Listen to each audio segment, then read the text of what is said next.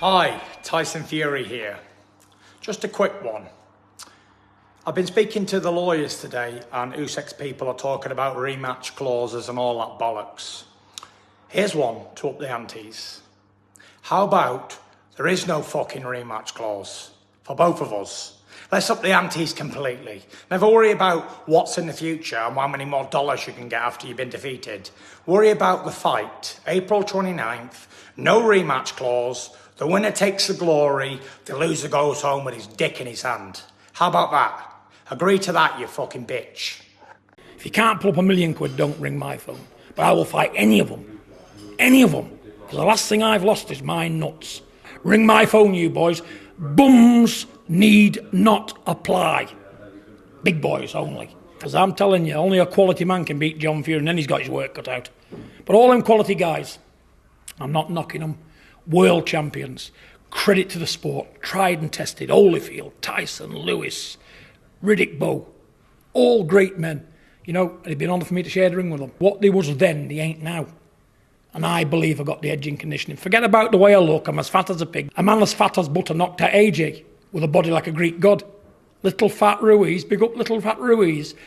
Credit to all the fat guys out. I'm fat, yeah, but I can do 10k every day and I can hit that bag for 30 minutes out stop and I can spar 6 rounds with anybody. Forget how I look. It's that there look and them down there. And I got bags of both of them.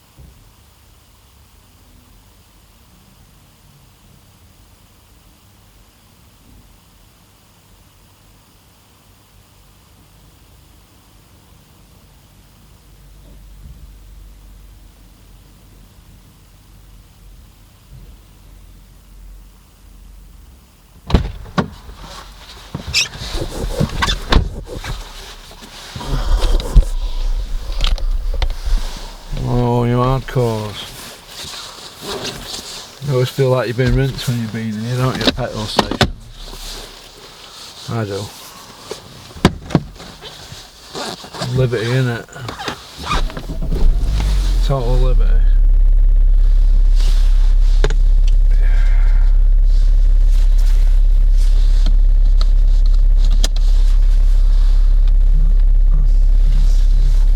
Today we're going to Julians. I got that on okay. That woman there at my door there when she pulled up then earlier. I'm too soft, aren't I? We're going to Julians and we're going to do some filming because I've got a few tech issues at mine yet again. You know what I mean? How good am I with computers? Cameron's gone to Saudi. Haven't you, Cameron? You dosser. Flown out to Saudi to price 3D visual jobs up. Flown out free. These Saudis must be out of their minds. Hey, they're spreading the wealth, aren't they? It's no wonder everybody's hanging out of the back of them, like Cameron. So we're going to talk about Usyk and Fury. Fury says it's on. Is it on though? It's out of shape, doesn't it? It's up pull out any time. Everybody's insured, aren't they? You know, it's too much for him too close to training camps, in my opinion. I don't know what Julian's opinion is. We're going to get that today. He's a speed camera here. Yeah, they're everywhere, aren't they? It's going to be 28 there.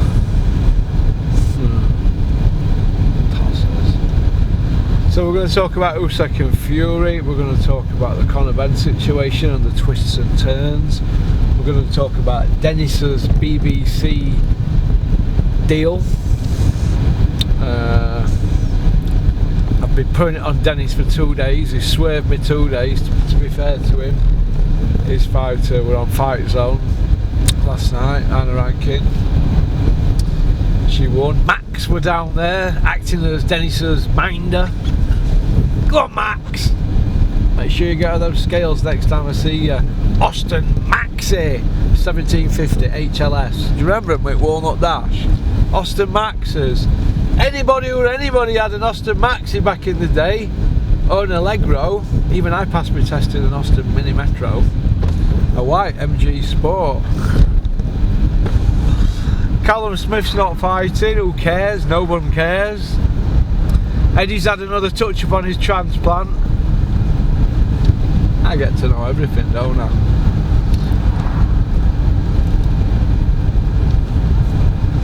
He was a big lump, won't like a boot off him. Unless he had foil out. Teasing me sent there. So that's about it really. So we're on his way to Julian's. He's painting his sister's house today, bless him. And he's going to meet me. We're having me going up to the factory because that computer's bang on, isn't it?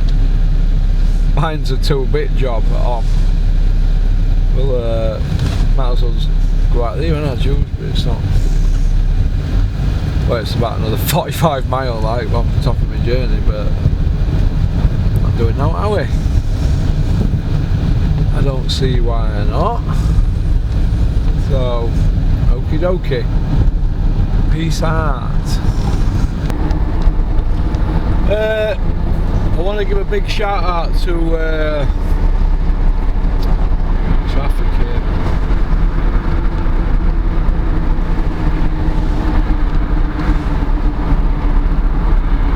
I want to give a big shout out to Stig. The Stig, you know, they used to go on my channel. Well, he said he wants me to put a shout out to him, saying he might be coming back.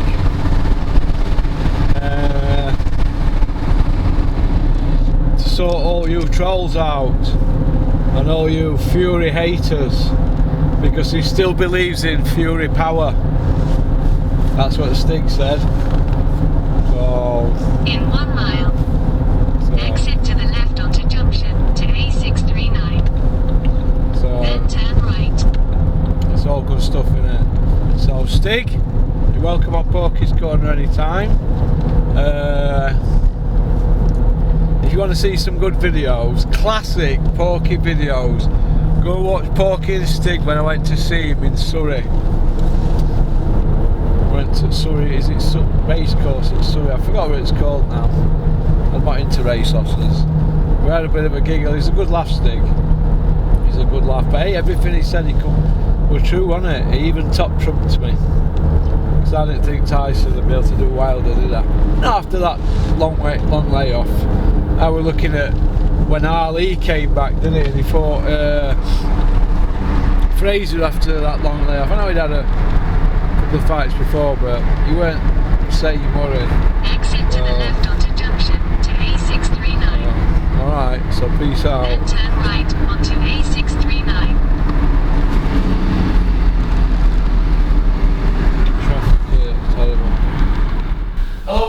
Marco's out there, how are you doing? It's Russ here from Porky's Corner, the biggest gob in sport.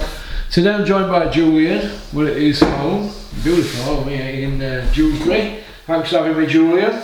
You're alright, you're welcome. Thanks for coffee and biscuit. You know I'm a penguin man though, Julian, not a caramel. I didn't know, mate. I've just got some cheap Twixers at the moment. They're not Twixers, they're own brand Twixers, whatever they are. Look from that one stop up there, man. The robbers up there, aren't they? My mum, she goes, have you got anything in? She says, do you want some biscuits? So she just keeps giving me biscuits, mate.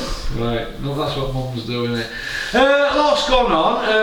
I want to start with a bit of news from Dennis, my friend. Dennis, yeah, we like Dennis. When we're not scrapping. Yeah. Right, Dennis was in 2015 when I started with Dennis. I says, what do I do then, Dennis? You know, your job is to get me money generated or get me a TV platform. So how I worked it, I got Rico and Terry to work with some and my cousin Tony. I just fired emails out to, you know, various TV platforms. And yeah, anyway, we got a bite off BBC. We went to see him at Manchester. And I think we've been in talks ever since, and it looks like there's something bubbling. But till I see it on telly, till I see it on there, because there was that much back and forth when I was there between them, I just thought they were messers. But if they're not, that's brilliant, and good luck to Dennis, because he's a trier, isn't he? He's paid his dues, hasn't he? Look, thing is with Dennis, right, I used to do battle with him all the time, but only just to show that I wasn't going to be a yes man most of the time. He's a trier, he's put his money where his mouth is, him and his mate Steve Crumb. I think that with his track record, he's never had an Olympian, he's never had out like that. He's still had 8 or 9 world champions. Yeah. I'm sure he could do something if he had some proper TV money coming in. I don't know, does the Warren and Monopoly do we need somebody else to have a go at this now? Because they're not making the fights, are they? I think we do. I think it was the other kid from Rotherham. Is it Asif? Izzy Ahmed. Izzy, yeah. It's nice to see what he's doing. I keep hearing good things about his show. Izzy, yeah. And I just think, well, we can't have the monopoly forever, can we? Because you only have to look at the age of some of these guys involved, like Frank. I know he's got his sons coming through, but I say monopoly. Monopoly is generally one entity, not several. But when you've got these monopolies, I don't think it's good for anything. You know, we're not getting the fights that we want, are we? No. Dennis has paid his dues, and what you could argue is, so for Eddie Hearn or Frank Warren, for example, right, or Sky, you're signing the cream, the Olympians, the multinational champions, etc. So to sign the cream and to have these guys sponsored and training full time, to get them to titles, that doesn't make you clever. It just means you've had the pick of the cream. But when you get people like, for example, Steve Wood, and I know Steve Wood, I've had several fighters managed by him. So Steve's someone who's grafted, he's put them from the non-TV shows, he's put kids through the system, and he's still had world champions with the likes of Terry Flanagan, Josh Warrington, he's had people like Sykes and Jamie Moore, you know. So that, for me, is a lot more of a skill. Getting kids who aren't supposed to be champions to win titles. Yeah. It's more skill from the coach, it's more skill from the organisation, the managers, the promoters. It takes a lot more skill to do that than it does to be Eddie Hearn to sign the 10 best kids that year, and by the law of averages 5 of them are going to go on and have successful careers. It don't take that much skill from where I'm sat. Yeah, I see where you're coming from, but my phone's actually been red hot, actually, people asking about this BBC thing. What I think it'll be, and I'm going to get him on in the next few days, hopefully.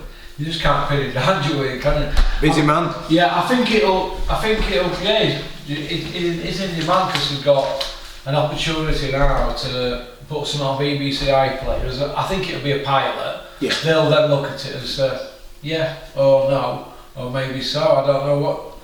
But so what you got to do is, the one thing we learn or we know about the landscape now, it's not about having just good fighters, is it?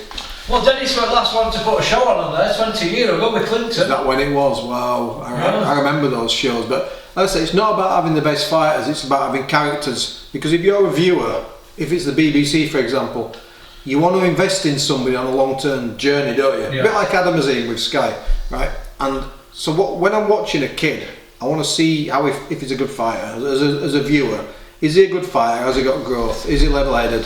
Who are the people around him? And I want to see him develop before my eyes, and I also want to feel that he's got a personality and he's not one-dimensional. And that's the challenge sometimes that you have with kids. And I don't mean this to be disrespectful. I know Dennis has had some good fighters over the years. So in terms of personality-wise, sometimes you get kids who are very, very capable. But if you think about, I'll give you an example, right? If you think of Clinton Woods might not be a star or a world champion today. He's good enough. There's kids out there he could beat, but ultimately that blue-collar worker and that humble sportsman, Ward type fights, it doesn't do anything now to today's viewer. Today's viewer wants a three-dimensional character who's... Frotch would struggle today, wouldn't he? Frotch would be... He'd be like a Marvin Hagler today. So Marvin Hagler didn't sell tickets in the early days and he was ignored. So Marvin Hagler in today's generation would be inactive, wouldn't he? And he'd get disillusioned with boxing and he'd just disappear. And it's all about, as I've said, it's about having three-dimensional characters. It's like being like a Jake Paul, isn't it now, isn't it? It's changed completely, and it's probably taken me 12 months talking to you, 18 months talking to you on here, talking to friends. To adjust your mindset. I've adjusted my mindset. I've tried to adjust my mindset. I've resisted it for such a time, and I've landed in a really comfortable place, which is either buy into it and understand that, you know, how it works now, how the engine works now, or just don't bother watching it. And what I find myself doing is both. I probably watch 5 shows out of every 10, if that. I don't subscribe to DAZN. I boycotted DAZN for the Conor Benn situation. I have Sky Sports. I think there's a show on tonight. Will I watch it? Yep. Will I be glued to the TV? No. I'm picking my son up later from work. I'll just disappear and pick him up. I'll let the show run. I won't pause it. It's a poor show though, if you look at it. Yeah, it probably is. But you see where I'm going from. I'm not massively invested. But then if a fight comes up that I really want to watch, I still enjoy it. Yeah. It's that, and that's what Dennis will need to do. He's going to have to get characters, three-dimensional characters. I think that's why he signed Max, because he's got a big following on Insta. Well, first of all, everybody loves a big heavyweight, don't they? Yeah. It's just what people like. Max is, like you say, Max got 20,000 followers on Instagram or something like that. Yeah. But it's like we all know, if you're going to do a deal and you're going to be exposed to a network, you better be at a fight, and you better take it seriously, because there's nothing, you know, better than watching a big heavyweight, but there's also nothing better than watching a big heavyweight who you think's protected. I hope Max does take it a bit serious, because it's very easy, isn't it, to go out to Jersey or to Malta with Dennis and to these other shows you've been to, and you can get because Dennis can sprinkle a bit of magic, and it's nice, isn't it, to be around the people, VIP. You get seduced by it. Yeah. You can get seduced by it, before you know where you are. You can lose touch why you're knocking around with that person, because Max wants to be on Dennis's shows, that's why we're up in it.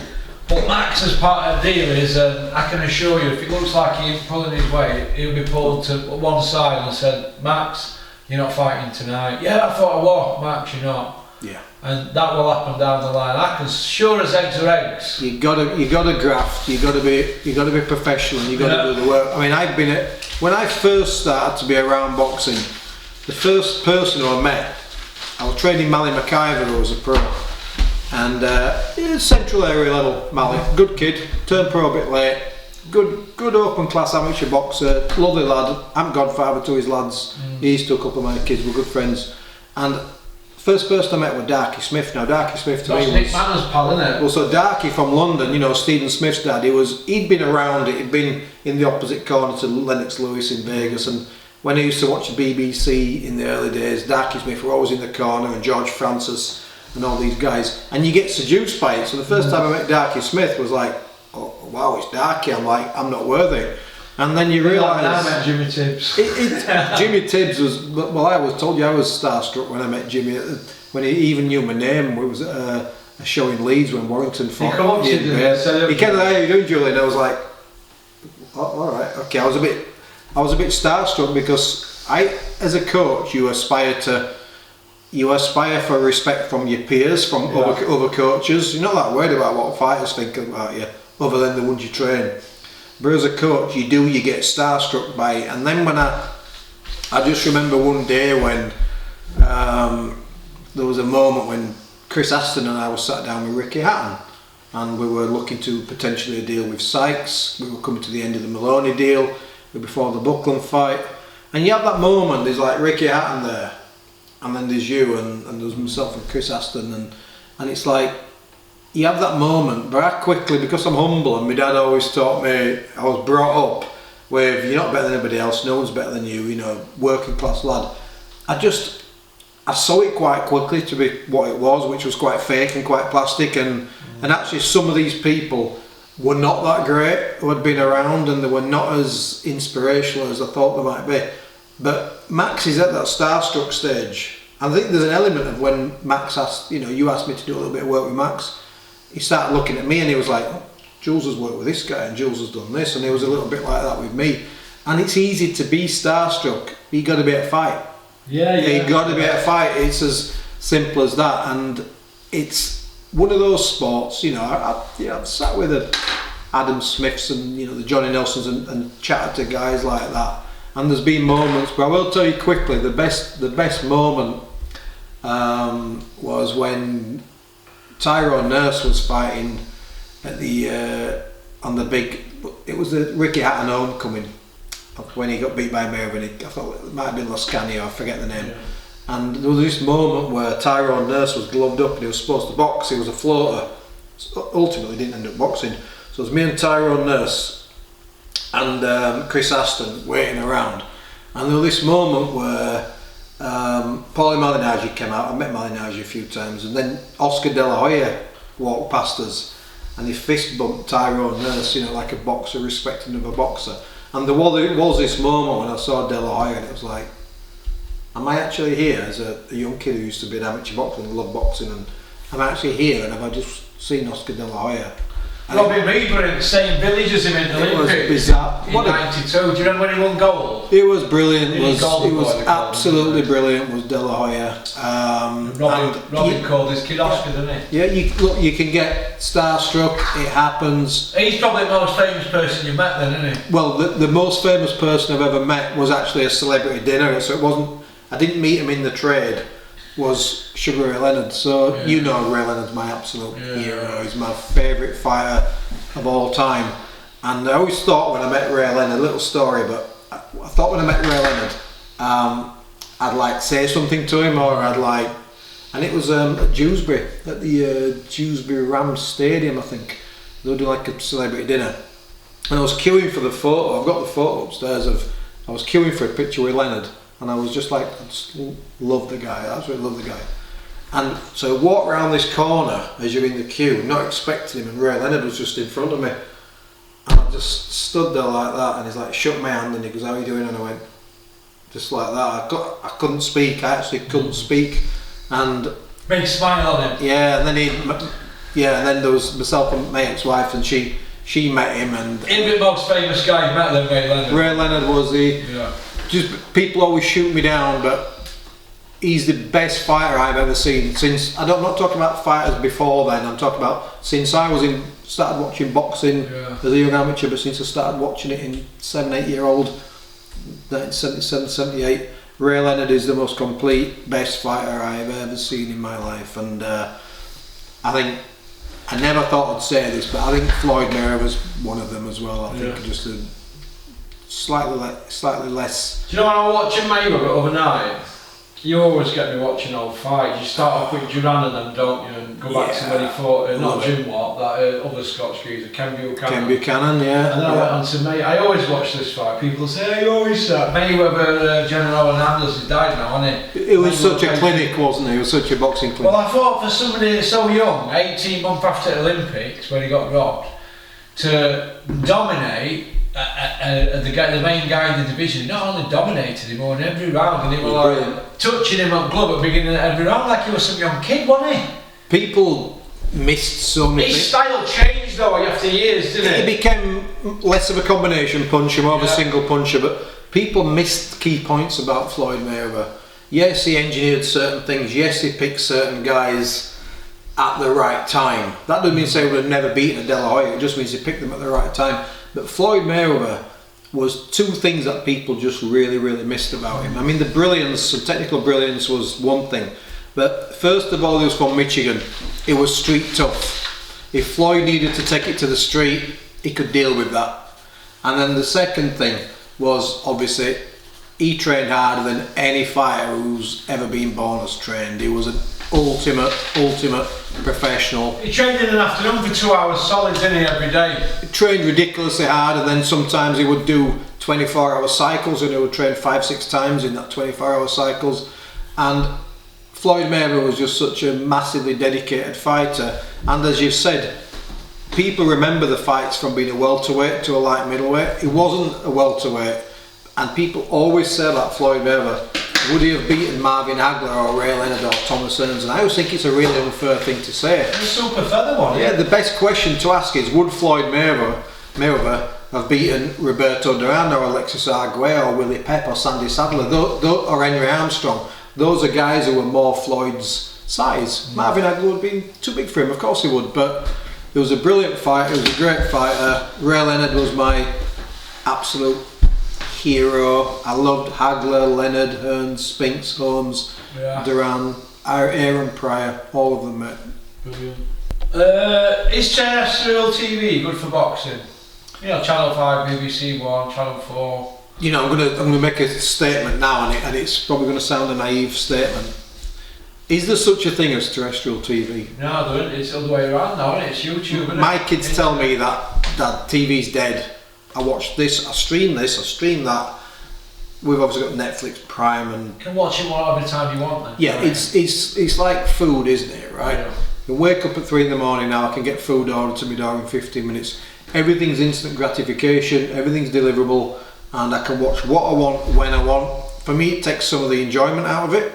You know, a new series comes out on Netflix, you binge it, don't you? You binge it and watch it all in one night. There's no anticipation waiting for it. I did with that gold one, you know about that? Yeah, I've done it with loads ones, and I've just watched the Murdoch trials. Peaky Blinders, I could put it out for 3 days. But it's not the same as waiting till next week, being on a cliff edge, waiting to find out what happens next week. It's not the same thing. So terrestrial TV, to answer your question, boxing on any wide platform is a good thing, as long as it's quality boxing, there's a narrative with the fighters, and you know what, I've not seen the show tonight, you know, the matches, but one of the things that Sky have been doing dreadful in is the matchmaking's been absolutely horrendous. So I hope it's not another night of poor matchmaking. But I also find as well with Sky, and I like the fact that they're backing boxing in a big way, but some of the guys that they're backing aren't the most exciting fighters, are there? There's, I mean, this Okoli thing. Lawrence Okoli headlining in Manchester and is a Cockney. And that, if that's... Don't Ben Shalom know that you put certain fighters on in certain towns? Certain areas. Look at Ricky Hatton with Manchester, Josh Warrington in Leeds, Carl Froch in Nottingham. You got to have the narrative and the atmosphere and the whole thing, so... Yeah. I don't know. Can Dennis do something with a bigger budget, yes or no? Yes, because he's got the experience, the know-how, and I'm not just saying this because I know Dennis, I don't know him as well as you do, right? A little story for you, right? I once met Dennis. I've met him 3 or 4 times over the years, but I met him when I was training a young lad who turned pro, good amateur, good lad called Ismail Khan, and we were looking for maybe deals, and this is totally irrelevant to boxing. We met Dennis at Meadowhall, me, Rash and Ismail, and we met Dennis and Nicky Manners. Nicky had done the kind of introduction, and ultimately we didn't go with Dennis, but that doesn't matter. But when we met him, first thing Dennis did was he bought everybody a coffee. Yeah, that's what it does, to disarm you. And you know, but also I know some real tight sods in boxing who won't give you the current into, they give you nothing. What? Honestly, and I just thought, good on Dennis for at least buying you a coffee. Dennis picks tabs up at Yacht Club for 40 people in Jersey. Listen, for that. I bumped into Steve Wood a few years ago, and at a board meeting. I'd not seen Steve Wood in years, and he was at the thing. He goes, "How you doing, Julian? You all right? We'll have do you want a coffee? Do you want a bacon sandwich?" Yeah, it just shows a bit of class, nice. Doesn't it? It shows a bit of class, mate. Listen, I'll do the same. But it didn't work with you, did it? You well, needs a lot. to be fair, we wanted to be on. We wanted to be on the lead shows and Ultimate. I can imagine Nick Manners driving home saying, "Nah, we're not going in with Dennis. We're only on a ticket deal." Listen, but I've under no illusion. But had we gone with Dennis, he would have done a good job. Yeah, because I think he's a decent guy, genuinely, and I think he's got integrity, and he's got these guys sussed out, hasn't he? He's got the, you know, he knows the sport, he knows the pitfalls in boxing, and he knows some. Well, they all do, don't they? They all don't trust nobody, do they? Yeah. They'll smile and shake your hand, but when you're gone, they'll say, "You watch him." Yeah, of course they will. Yeah, and you know, I might be quiet, but I call a spade a shovel, and it's like. I always like Dennis, and I always think he's a good guy. How do you think I feel when I meet people, and then I go for a pee and they say, "Do you know when you walked off this? Hey, do you know that Porky? He used to get off his head every weekend." Yeah.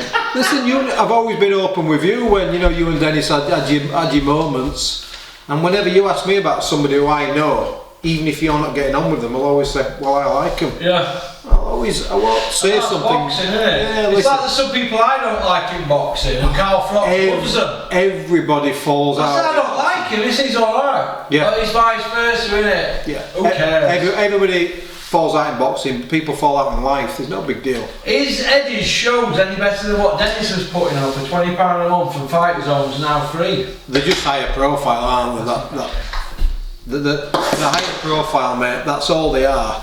Yeah. Better. I wouldn't say they were better. I just said a higher profile. I went to Dennis's show with you 3 months ago. Yeah. It was a good, cracking show. You know, I forget the girls, but the two girls in the fight. It was a cracking fight. It was a good fight, absolute 50-50 war. That was one of the best fights I've seen live in a long time. There was a couple of good kids on the undercard. There was one lad who was trained by Derry Matthews. Forgive me for forgetting his name. He was alright, wasn't he? I loved the stuff he was doing, and I could see with Derry Matthews actually. You know, one coach you can see certain things, and I knew that Derry had been, for example, he'd been watching the Mexican fighters, the kind of Lou Pintos and the Gomez's, and the things the kid was doing. Sorry, I forgot his name. The things the kid were doing, I'm like, you know what? Wilfredo Gomez used to do that move, and Sanchez used to do that little move. So I like to watch fighters who have studied great fighters. Matthews he's done it all, hasn't he? Derry Matthews was actually Matthews could have boxed Gary Sykes twice because they both went into two of the toughest prize fighters. No, they both went into two of the toughest prize fighters. Crawler fought both of them, didn't he? Crawler fought them both. I mean, the first time Derry wrecked Crawler, didn't he? He absolutely did a number on him. And Derry and Sykes would have been a good fight. You know, Sykes could be hurt by big punches. Sykes had the work rate to give Derry a load of problems. That would have been an absolute war. Maybe Derry was a little bit bigger than Gary, but it would have been a really good fight. And I've got a lot of respect for Derry Matthews as a coach, as a person. I like the things that he says. Sometimes I don't watch too much social media, but I like the things that he says. Porky's Corner is proud to be sponsored by Spartan Site Solutions.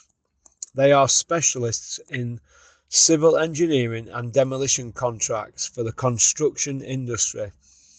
Interested parties should visit their website or contact Porky's Corner for a referral at porkycorner@mail.com.